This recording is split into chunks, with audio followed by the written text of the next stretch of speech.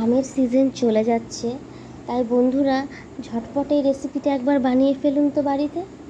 তার জন্য লাগছে আমার 250 গ্রাম মতো ছানা।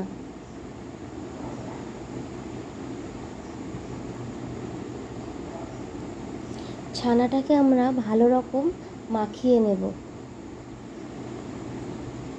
এমনভাবে মাখাতে হবে যেন ছানাটা মোলায়েম হয়ে যায়।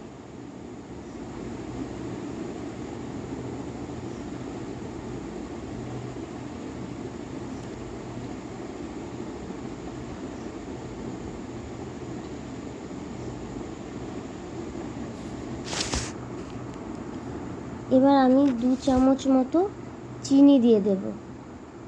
আমি খুব বেশি চিনি ব্যবহার করছি না, আপনারা চাইলে একটু কম বেশি করে নিতে পারেন।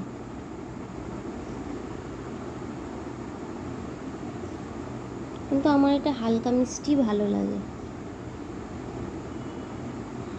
এবার ভালোভাবে মাখানোর পরে একটা আম নিয়ে নেব। আমটার ভালো করে খোসাটা ছাড়িয়ে নিয়ে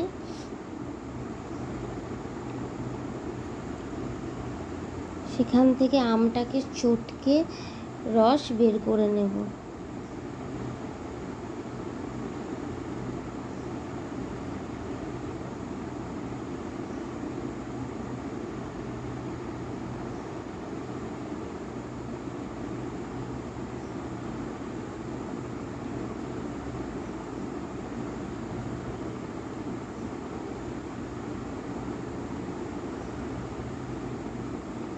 আমের চটকানো হয়ে গেলে এবার একটা ছাঁকনির সাহায্যে রসটাকে বের করে নেব।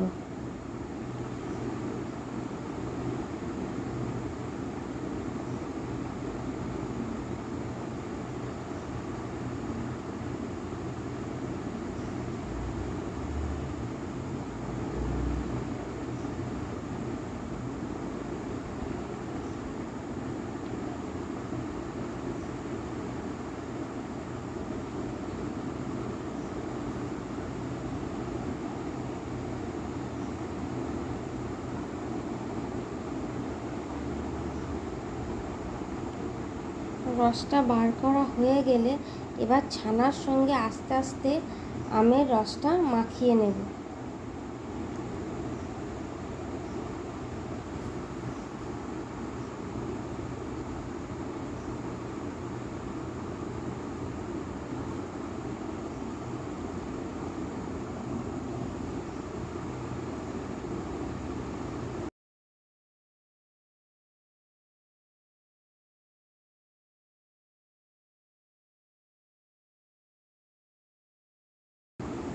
আমটা ভালোভাবে মাখানো হয়ে গেছে, তাই একটা টিফিন বক্সের মধ্যে আমি সামান্য মতো ঘি নিয়ে নেব। ঘিটাকে চারিদিকে ভালো করে লাগিয়ে নেব। ভালোভাবে মাখানো হয়ে গেলে আস্তে আস্তে আমি ছানাটা দিয়ে দেব।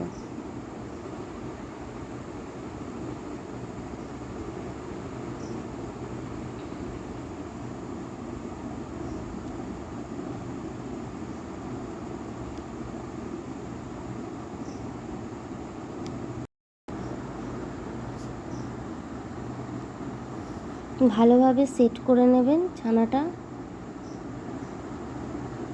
তারপরে গ্যাসের মধ্যে একটা হাঁড়ি চাপিয়ে নিলাম। এবার জল দিয়ে দেব। জলটা এমনভাবে দিতে হবে যেন টিফিন বক্সের ওপরে না ওঠে।